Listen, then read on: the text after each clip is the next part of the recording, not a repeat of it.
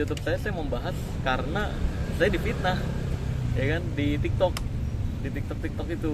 Jadi awalnya kan saya lagi naik mobil, tiba-tiba kok wartawan pada ngechat semua nih, minta wawancara apa nih? Pas saya tanya, saya pikir kan gara-gara video saya yang sebelumnya tuh bahas dukun Malaysia yang ini narik ular dari badan.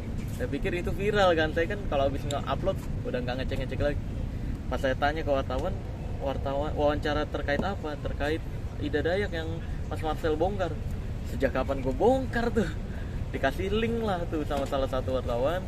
Ternyata link yang isinya berita hoax tentang itu, foto-foto saya digabungin sama Ibu Ida Dayak, terus dikasih narasi seolah-olah saya bilang Ibu Ida Dayak itu hanyalah dukun, padahal nggak pernah ada itu nggak pernah ada totalitas. Saya nggak pernah bahas Ida Dayak, kenal juga enggak, ketemu juga enggak.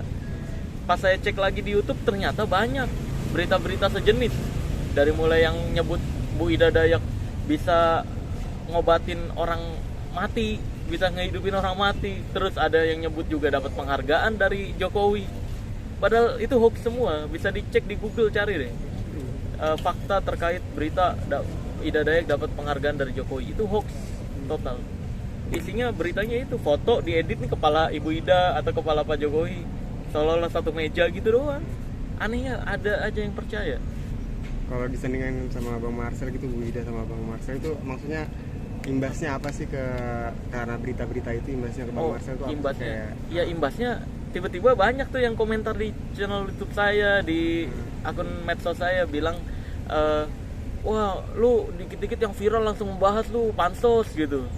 Wah lu dasar lu bisanya ngejatuhin orang doang gitu-gitu, banyak komentar. Nih ngapain sih orang nih? Sejak kapan gue bahas gitu kan? Akhirnya karena gue gregetan, kok ada aja nih manusia-manusia yang percaya berita sampah gitu kan, yang nggak ada buktinya sama sekali gitu, yang isinya foto-foto doang. Akhirnya saya memutuskan lah, ya udahlah gue terima nih wawancara dari wartawan. Ternyata saking banyaknya berita hoax yang beredar itu, fakta dari berita yang benar ketutup. Saya pikir wah ini parah juga nih. Akhirnya barulah saya bahas pertama kalinya Ida Dayak di channel YouTube saya tuh. Saya bahas tentang pengobatan ahli patah tulangnya itu ya pengobatan tradisional biasa aja. Karena Bu Ida juga menyebut dia manusia biasa aja. Mungkin orang yang ngelihat kayak gitu luar biasa, orang-orang yang jarang lihat pengobatan alternatif.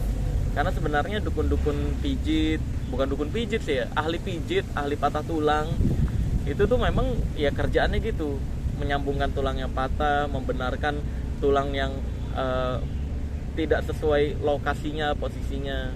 Contoh lain dari Ibu Ida Dayak kayak Haji Naim, kayak Pak Mukmin, ya kayak gitu-gitu. Itu kan banyak gitu, dan biasa aja, makanya saya nyebut biasa aja gitu. Dia nggak lebih panas disebut ahli tulang ya, bukan daripada dukun berarti ya? Iya, emang bukan dukun, ahli patah tulang. Ya kalau zaman dulu sebutannya dukun pijet pasti, dukun urut. Tapi kan kalau zaman sekarang dukun ini udah ganti arti kan, udah ganti arti. Jadi seolah-olah orang yang tahu tentang hal goib itu dukun tuh sekarang. Jadi yang dukun santet, pelet, nah itu yang saya tantangin biasanya. Berarti kalau yang Mas Marcel lihat ini, Ibu Ida ini tidak memiliki ilmu, hanya bisa membijit patah tulang saja. Iya, nggak ada. Itu pun kalau tarian-tarian saya udah konfirmasi, saya udah tanya ke orang Dayaknya langsung tentang tarian-tarian di Dayak, memang benar ada, itu adat. Tapi menurut orang yang saya tanyakan ya tentang tarian Ibu Ida Dayak, itu benar sesuai apa yang saya sampaikan. Itu bukan tarian adat, tapi itu adalah bentuk penenangan atau relaksasi terhadap dirinya sendiri. Bisa jadi diduganya seperti itu, atau bisa jadi juga untuk menenangkan pasien gitu. Minyaknya sendiri Mas Marcel pengaruh nggak sih Mas Marcel? Minyak ya itu minyak tradisional dari Dayak mungkin ya. Saya juga nggak tahu tuh kan, belum pernah ketemu sama sekali, belum pernah nyium bau minyaknya yang Ibu Ida Dayak pakai kayak gimana. Kalau di Kalimantan sendiri saya tahu memang ada beberapa ramuan minyak yang diyakini untuk mempercepat penyembuhan patah tulang, mempercepat penyembuhan pegal-pegal kayak gitu-gitu. Dan di wilayah lain itu juga hal yang biasa aja, karena di wilayah lain juga punya minyak tradisionalnya masing-masing. Nggak ada yang ini lebih manjur, ini lebih hebat, nggak ada. Karena memang setiap wilayah tuh punya keampuhannya masing-masing, tergantung penyakitnya. Kayak contohnya ada minyak Cimande, terus ada minyak dari Karo tuh ya kan, ya minyak kudus apa kan disebutnya. banyak lagi minyak lintah itu kan tradisional semua. Jadi tergantung penyakitnya apa dan wilayah mana gitu. Tapi minyak itu juga mungkin ada digunakan dalam trik-trik sulap tertentu gitu mungkin. Iya, itu sebenarnya gini yang saya bongkar di video saya yang ngebahas fitnahan antara saya dan Ida Dayak. Itu di endingnya kan dulu saya pernah ngelihat pengobatan Ibu Ida Dayak itu dia praktekin minyak dioles terus keluar darah seolah-olah. Padahal mah enggak. Itu minyaknya bohongan, bukan minyak tradisional kalau kayak gitu. Itu minyak trik dan saya udah bongkar juga gitu. Saya bawa kalau nggak salah nih, ada di tas, bang di tas. Itu kalau disulap gunanya buat apa tuh? Hah? Kalau Itu teknik dukun sih. Oh, gitu. Itu teknik dukun yang biasa dipakai untuk pengobatan, padahal bukan pengobatan. Tapi saya lihat Ibu Ida Dayak sudah tidak mempraktekkan itu lagi di zaman sekarang. Itu alhamdulillahnya gitu. Jadi bagus banget. Dia lebih fokus ke ahli patah tulangnya kalau sekarang. Dan anehnya nih, ini miris banget nih, sumpah sama orang-orang yang seolah-olah saya merubah statement saya loh. Seolah-olah dibilangnya, wah lu panik kan gara-gara di-hate sama banyak orang Kalimantan, diserang orang Dayak, baru lu ngerubah pernyataan mengakui pengobatan Ibu Ida Dayak. Dari awal gue memang menyebut Ibu Ida Dayak itu pengobatan tradisional. Nggak ada sejarahnya gue menyebut Ibu Ida Dayak itu pengobatan ahli patah tulangnya. Itu penipuan atau dukun, nggak ada. Carilah bukti kalau ada gitu. Aneh banget. Nih ini airnya, bentar. Ini air normal sih kalau itu. Sama ini minyaknya, nih tuh. Ini buatan saya yang buat sendiri. Saya bisa buat sendiri soalnya. Minyak yang kayak gini nih, yang ini kalau dioles, disemprot pakai air biasa, cetut, ini bisa keluar darah gitu. Tapi alhamdulillah saya lihat sih Ibu Ida Dayak udah nggak praktekin ini lagi. Bukan keluar darah ya, tapi minyaknya berubah warna. Itu dukun-dukun itu melakukan itu guna untuk menarik kepercayaan dari pasien-pasien itu. Enggak, fungsinya kayak orang-orang yang harus cuci darah. Seolah-olah nih nggak usah dikeluarin darahnya, cuci darah nih pakai ini aja, darahnya keluar bersih jadinya. Itu kan kasihan pasien-pasien kayak gitu kan, diberi kesembuhan palsu. Iya. Nanti kalau penyakitnya makin parah meninggal gimana? Iya, maksudnya ya mungkin dukun itu melakukan itu supaya percaya sama si dukun itu. Iya, dan seolah-olah nih sakti nih gitu. Padahal mah enggak. padahal itu kan bohong doang kan. Iya, tapi alhamdulillah sekali lagi saya tekankan, alhamdulillah Ibu Ida Dayak sudah tidak mempraktekkan ini lagi dan semoga tidak dipraktekkan lagi ke depannya.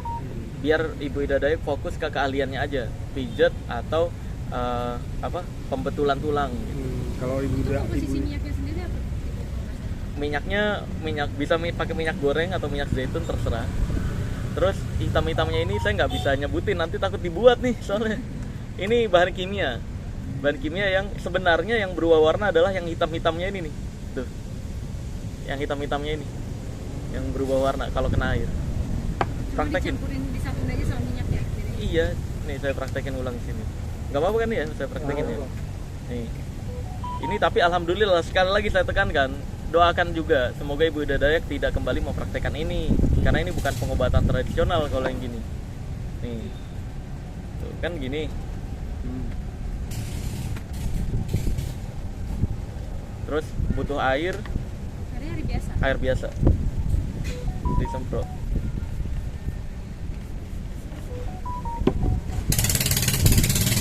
Tuh. Tuh gitu.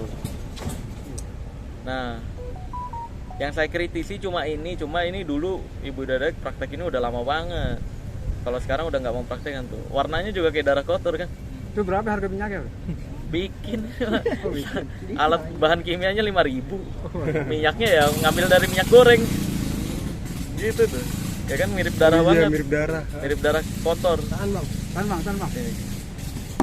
Bagus Ya. tuh minyak itu. Jadi ini bukan, ini saya ngebongkar ini dulu pernah memang dulu pernah membongkar ini, tapi itu untuk menggeneralisir loh, siapapun manusia, siapapun makhluk, siapapun orang yang mau praktekkan ini penipuan bukan pengobatan ya gitu. Cuma kebetulan Ibu Ida Dayak mempraktekkan zaman dulunya. Zaman sekarang alhamdulillah udah nggak pernah mempraktekkan lagi gitu ya. Jadi kayak gitu. Kapan nih akan bertemu lagi dengan Ibu Ida? Wah, kalau bertemu sama Ibu Ida belum tahu ya. Tim saya itu nyari-nyari kontaknya susah banget. Saya tanya ke teman-teman TNI yang saya kenal juga susah banget dapat jadwalnya. kan banyak yang bilang samperin aja langsung. Nanti saya dikomentarin lagi nggak beradab nanti dibilangnya nggak beretika disebutnya. Grebek. Iya, nanti disebutnya grebek. Ya enggak lah, saya kalau mau grebek orang juga biasanya kalau nggak gerbek dukunnya duluan yang nantang. Dukun yang nantang, kontak adminnya, kalau nggak bales baru saya samperin. Lah ini kan Bu Ida bukan dukun gitu, makanya saya nyari-nyari kontaknya sampai sekarang belum dapet. Ke teman-teman TNI, ke tim saya juga belum dapet. Tapi Pengen kan- sih. Kemarin juga ada Pak Eda Steven Lalung ya yang bikin video tuh. Ini juga dipelintir nih, kampret emang. Dipelintir sama media tuh, parah. Ada Pak Eda Steven Lalung ini orang Dayak asli Kalimantan Tengah ya. Hei,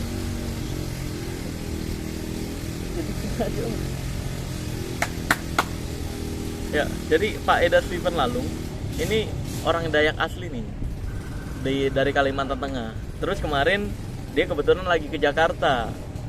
Terus pas di Jakarta itu dia bikin video. Dia ngelihat video saya yang siapapun yang bisa membuktikan santet ya.